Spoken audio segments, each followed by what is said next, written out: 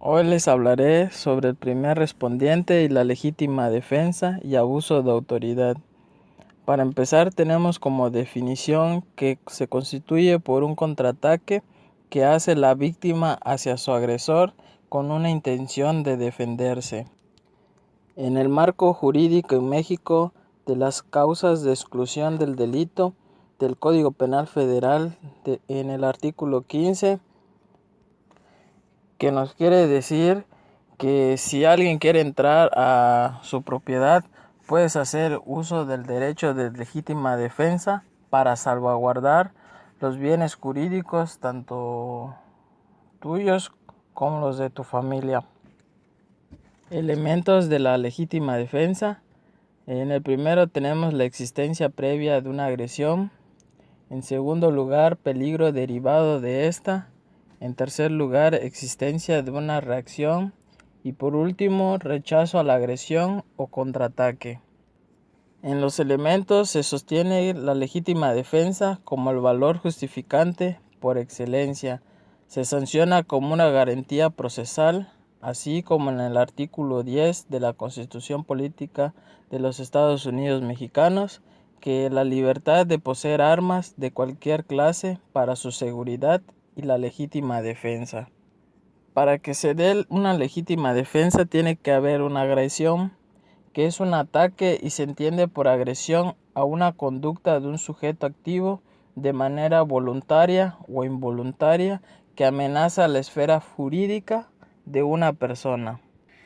En la legítima defensa, que es de la inexistencia, y en los casos de abuso de autoridad, tenemos que la policía, como agente de la autoridad encargada de velar por el orden público, y tiene el deber de intervenir en las faltas que se cometan en la vía pública.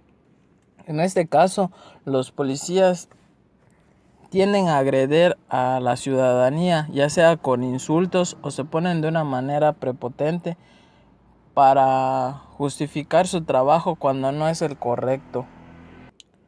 Cuando se opera tal abuso de autoridad, surge inmediatamente la facilidad para reparar por medios legales el daño causado por el agresor, ya sea en los policías o en una persona que esté defendiendo su patrimonio.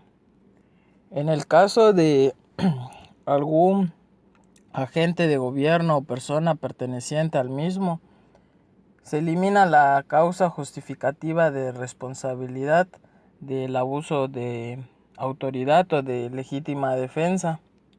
En estos últimos días, la Suprema Corte de Justicia avaló el ejercicio de legítima defensa, que ésta puede llegar hasta privar de la vida al agresor, y la carga de la prueba recaerá sobre el Ministerio Público, el cual deberá probar si se actuó con dolo o de lo contrario quedará en libertad la persona. También el artículo 15 en la fracción 3 dice que es inoperante la legítima defensa. Mayormente los que abusan de la legítima defensa son los policías, ya que se ponen muy prepotentes de tal modo que por llevar un uniforme quieren sobrepasarse sobre los ciudadanos, y en caso de legítima defensa mayormente quieren llevar un arma consigo las personas, ya que de cierto modo las autoridades no cumplen con su respectivo trabajo y que por este motivo prefieren utilizar un arma para salvaguardar sus bienes. La seguridad pública también define como aquellas actividades encaminadas a prevenir y disminuir las infracciones y delitos, así como las acciones que realiza el Ministerio Público y de los demás cuerpos policíacos.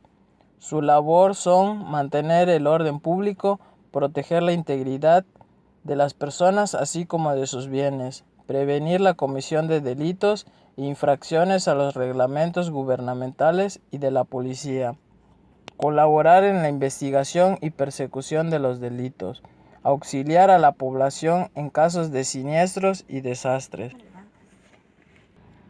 Las funciones del policía caben dentro del artículo 132 del Código Nacional de Procedimientos Penales, el cual nos habla sobre el contexto social y político y la violencia criminal que esto se da por el gobierno contra la seguridad, que es una pelea que tienen las características de los policías, es decir, cómo están estructurados los cuerpos policíacos, que esto lleva a que no se cumplan las funciones de los policías, ya que hay un crecimiento del crimen en lugar de disminuirlo. La policía es un cuerpo a las órdenes de las autoridades políticas o militares que se encarga del mantenimiento del orden público, la seguridad de los ciudadanos y el cumplimiento de las leyes. La policía se divide en 5, que es la policía ministerial, que es de investigación y están autorizados para procesar. La municipal, que se encarga de mantener el orden público en los poblados o municipios. La federal, que es de investigación y de caminos. La estatal, que se encarga de vialidad, de dar multas y de la prevención.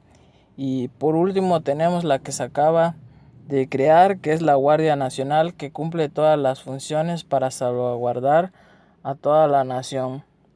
El policía y su relación con el nuevo sistema, que es la intervención de mayor protagonismo en el artículo 21 constitucional, párrafo 17, así como el artículo 132 del Código Nacional de Procedimientos Penales.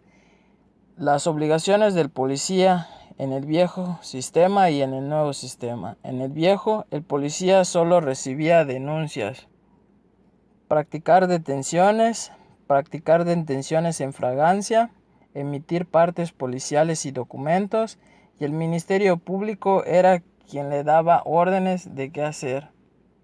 En cambio, en el nuevo sistema, recibe cualquier tipo de denuncia, realiza detenciones en casos que autoriza la Constitución, impide que se consumen los delitos, seguir los lineamientos del primer respondiente, informe homologado, protección a víctimas, informe de uso de la fuerza en caso de que sea necesario, obligación de acatar los derechos humanos de los detenidos y ciudadanos y prohibición de exponer a detenidos en medios de comunicación. Todo esto nos conlleva a las conductas desviadas de los policías, la corrupción, que una conducta desviada es el comportamiento de un oficial dentro de una sociedad que dañe física o mental a una persona. En la corrupción se da cuando no cumplen con los deberes deontológicos que se deben de tener.